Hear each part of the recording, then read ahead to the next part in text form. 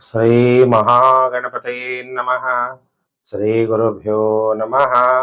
ಹರಿ ಓಂ ನಮಃ ಶಿವಾಯ. ಓಂ ನಮಃ ಶಿವಾಯ.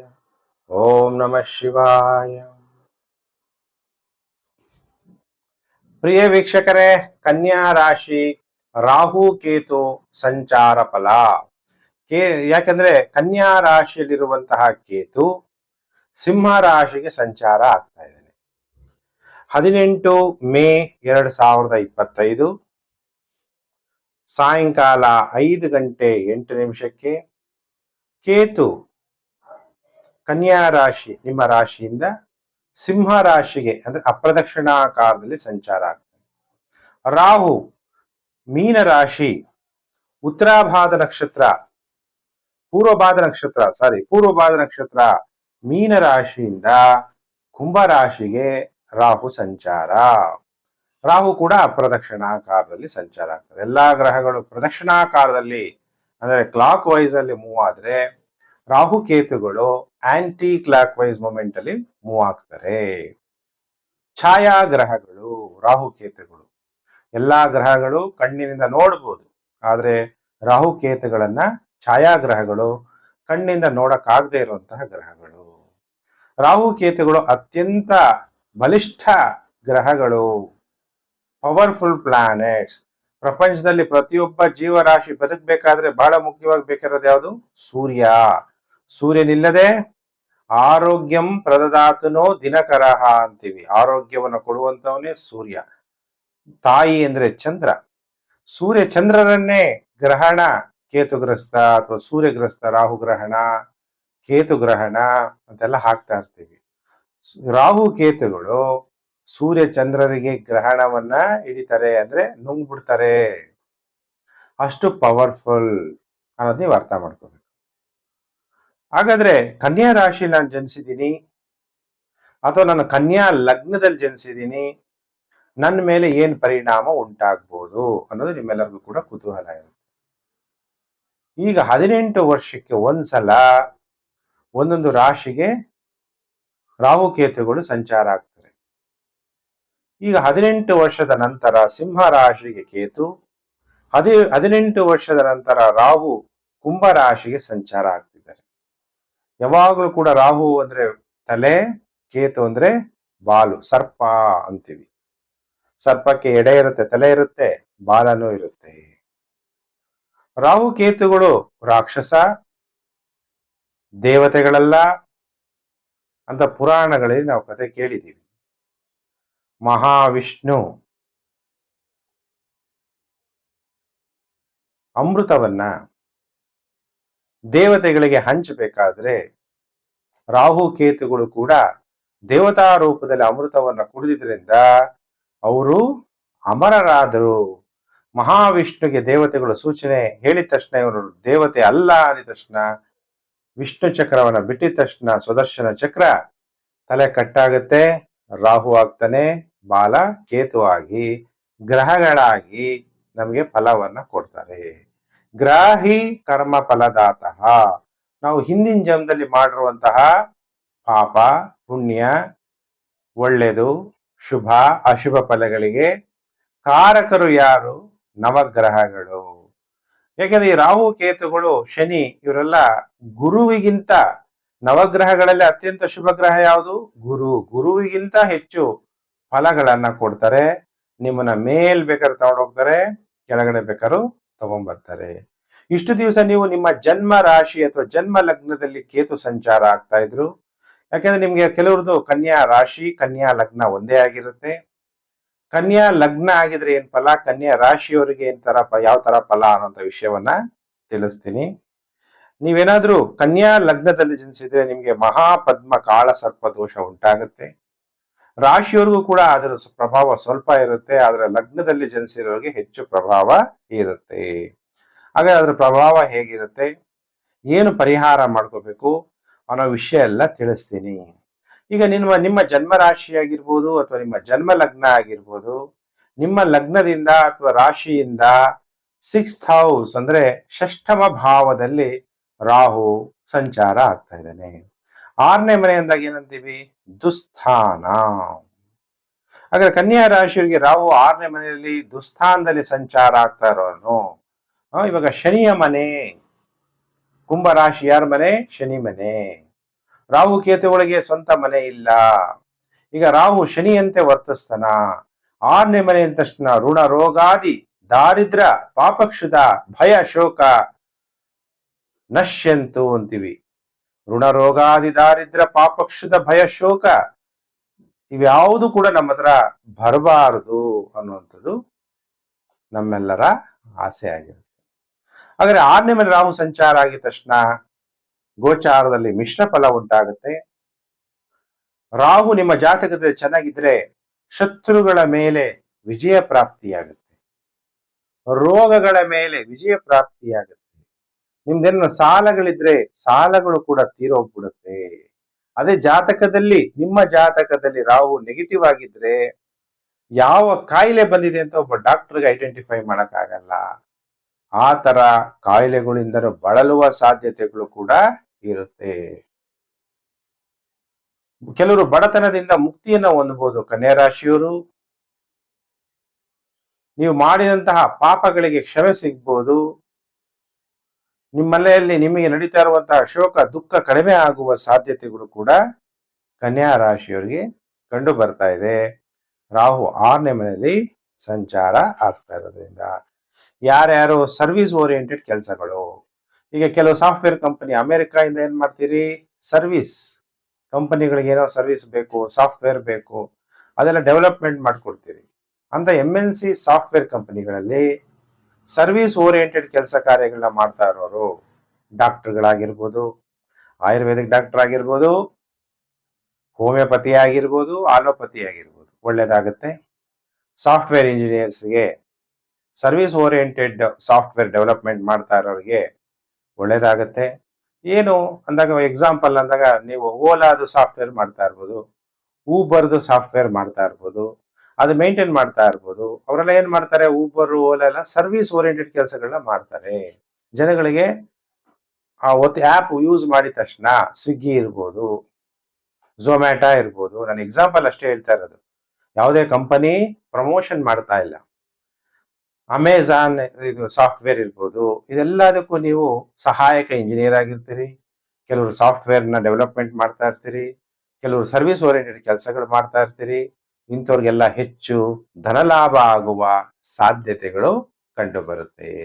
ರಾಹುಗೆ ದೃಷ್ಟಿ ಇದೆ, ಯಾಕೆಂದ್ರೆ ರಾಹು ತಲೆ, ಕೇತುಗೆ ದೃಷ್ಟಿ ಇಲ್ಲ ಅಂತ ಚರ್ಚೆಗಳು ಕೂಡ ನಡೀತಾ ಇರೋದ್ರಿಂದ ಈಗ ರಾಹುವಿನ ದೃಷ್ಟಿ ದಶಮ ಭಾವದಲ್ಲಿ ನೋಡ್ತಾ ಇರೋದ್ರಿಂದ MNC ಕೆಲಸದಲ್ಲಿ ಕೆಲಸ ಮಾಡ್ತಾ ಇರೋರಿಗೆ ಉದ್ಯೋಗದಲ್ಲಿ ಪ್ರಮೋಷನ್ ಸಿಗ್ಬೋದು, ಒಳ್ಳೆ ಸ್ಥಾನಮಾನಗಳು ಸಿಗ್ಬೋದು.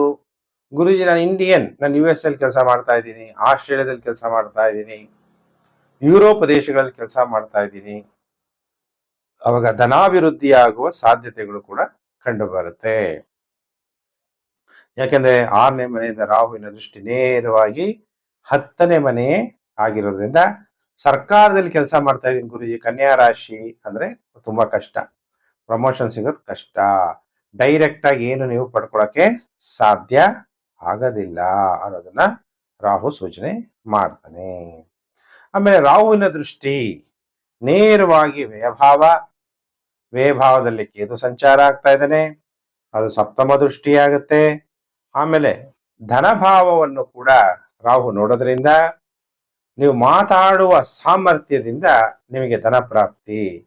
ಯಾರ್ಯಾರು ಕಮ್ಯುನಿಕೇಶನ್ ಇಂಡಸ್ಟ್ರಿಗಳಲ್ಲಿ ಕೆಲಸ ಮಾಡ್ತಾ ಇದ್ದೀರಿ, ಮೊಬೈಲ್ ಇಂಡಸ್ಟ್ರಿ ಕೂಡ ಕಮ್ಯುನಿಕೇಶನ್ ಇಂಡಸ್ಟ್ರಿ, ಟೆಲಿಕಾಂ ಇಂಡಸ್ಟ್ರಿ, ಈ ತರ ಕೊರಿಯರ್ ಇಂಡಸ್ಟ್ರಿ ಯಾವುದೇ ಆಗಿರ್ಬೋದು, ಇಂಥ ಕಡೆ ಉದ್ಯೋಗ ಮಾಡ್ತಾ ಇರೋರಿಗೆ ಹೆಚ್ಚು ಧನ ಲಾಭ ಆಗತ್ತೆ.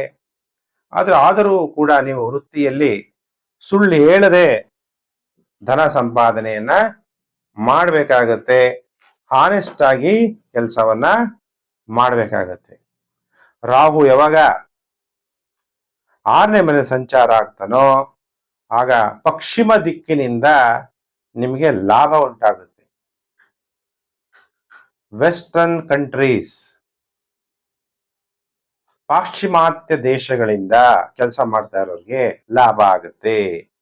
ಸಾಲಗಳು ಋಣಬಾಧೆಯಿಂದ ನಾನಾಗ್ಲೇ ಹೇಳಿದೆ ಮುಕ್ತಿಯನ್ನ ಹೊಂದುತ್ತೀರಿ. ನಿಮ್ಮ ತಂದೆಯ ಸಹೋದರ ಅಂದ್ರೆ ನಿಮ್ಮ ಚಿಕ್ಕಪ್ಪ ಆಗಿರ್ಬೋದು, ಅವರು ಅನಾರೋಗ್ಯದಿಂದ ತೊಂದರೆಯನ್ನ ಅನುಭವಿಸಬಹುದು. ಇತರ ಜಾತಿ ಧರ್ಮದವರ ಪರಿಚಯ ಉಂಟಾಗುತ್ತೆ. ನಿಮಗೆ ಗೌರವ ಮತ್ತು ಸನ್ಮಾನಗಳು ಕೂಡ ಪಡಿತೀರಿ. ಅದೇ ರಾಹು ನೆಗೆಟಿವ್ ಆಗಿದ್ರೆ ಅನುಸೂಚಿತ ಖರ್ಚುಗಳು ಉಂಟಾಗುವ ಸಾಧ್ಯತೆಗಳು ಕೂಡ ಕಂಡು ಬರುತ್ತೆ. ಆದರೆ ಕೇತು ಮೋಕ್ಷಕಾರಕ. ಕೇತು ಗುಣ ಸ್ವಭಾವ ಕಾರಕತ್ವಗಳು ಎಲ್ಲ ವ್ಯತ್ಯಾಸ ಇರೋದ್ರಿಂದ ಬೆಡ್ ಕಂಫರ್ಟ್ ಝೋನ್ ಅಲ್ಲಿ ಕೇತು ಸಂಚಾರ ಆಗ್ಬೇಕಾದ್ರೆ ನಿಮ್ಮ ಉಲ್ಲಾಸ ಪಡೆಯೋದಿಕ್ಕೆ ಅಷ್ಟೊಂದು ಒಳ್ಳೇದ್ ಅಲ್ಲ. ಕೇತು 12ನೇ ಮನೆಯಲ್ಲಿ ಸಂಚಾರ ಆಗ್ಬೇಕಾದ್ರೆ ಕುಟುಂಬದಲ್ಲಿ ಹೋರಾಟ ಆಗ್ಬೋದು. ಬೆಂಕಿ ವಿಷಯದಲ್ಲಿ ಬಹಳ ಎಚ್ಚರವಾಗಿರ್ರಿ. ಅಪಘಾತಗಳು ಆಗ್ಬೋದು. ಇನ್ನು ಕೆಲವರಿಗೆ ಚರ್ಮ ವ್ಯಾಧಿಗಳು ಕೂಡ ಬರ್ಬೋದು. ಯಾಕೆಂದ್ರೆ ಕೇತು ಮೋಕ್ಷಕಾರಕ. ಯಾರ್ಯಾರು ಧರ್ಮ ಮಾರ್ಗದಲ್ಲಿದ್ದೀರಿ, ತ್ಯಾಗ ಭಾವನೆ ಇದೆ, ಸನ್ಯಾಸತ್ವ ಗುಣ ಸಂಸ್ಕಾರಗಳಿದೆ, ಅಂಥವರಿಗೆ ಒಳ್ಳೆಯದನ್ನ ಕೇತು ಮಾಡ್ತಾನೆ.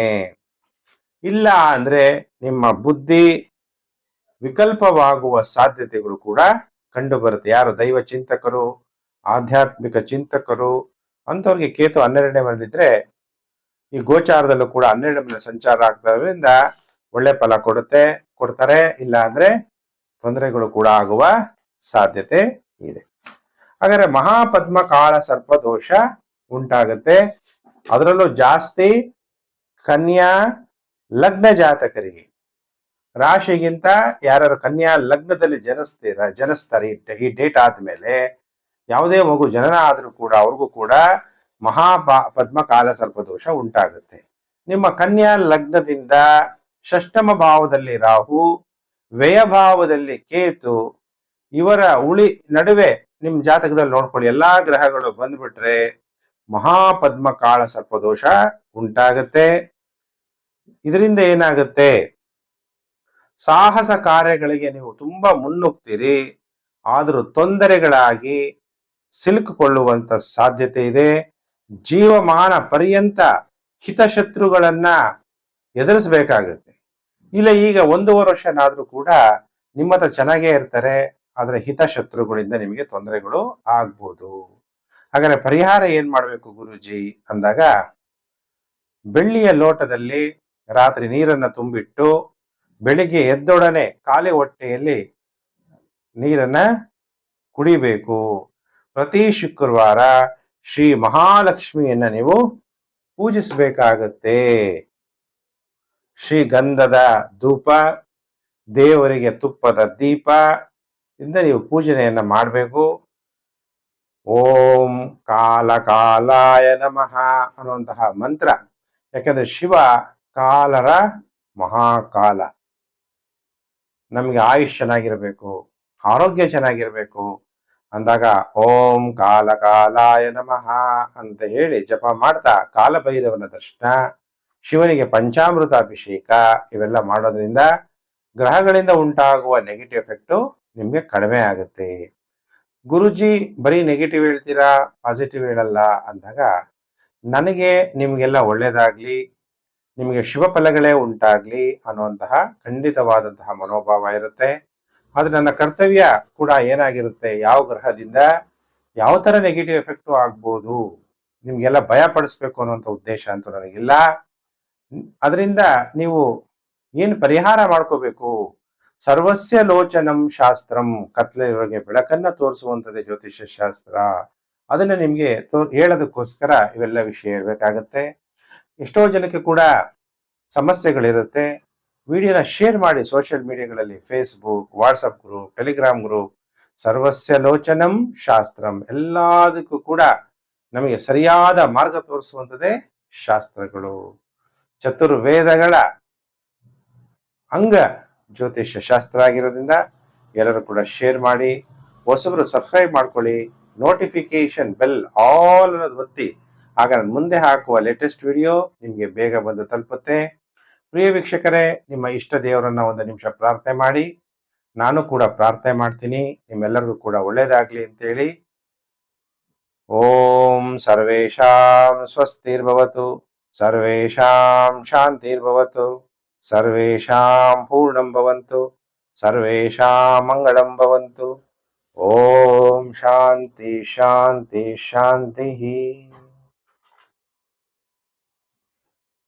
ಪ್ರಿಯ ವೀಕ್ಷಕರೇ, ನಿಮಗೆ ಉತ್ತಮವಾದ ಆರೋಗ್ಯ, ನಿಮ್ಮ ಜೀವನದಲ್ಲಿ ಶಾಂತಿ, ಸುಖ, ನಿಮ್ಮ ಜೀವನ ಮಂಗಳ ಆಗಲಿ ಅಂತೇಳಿ ದೇವರಲ್ಲಿ ಪ್ರಾರ್ಥನೆ ಮಾಡಿದ್ದೀನಿ.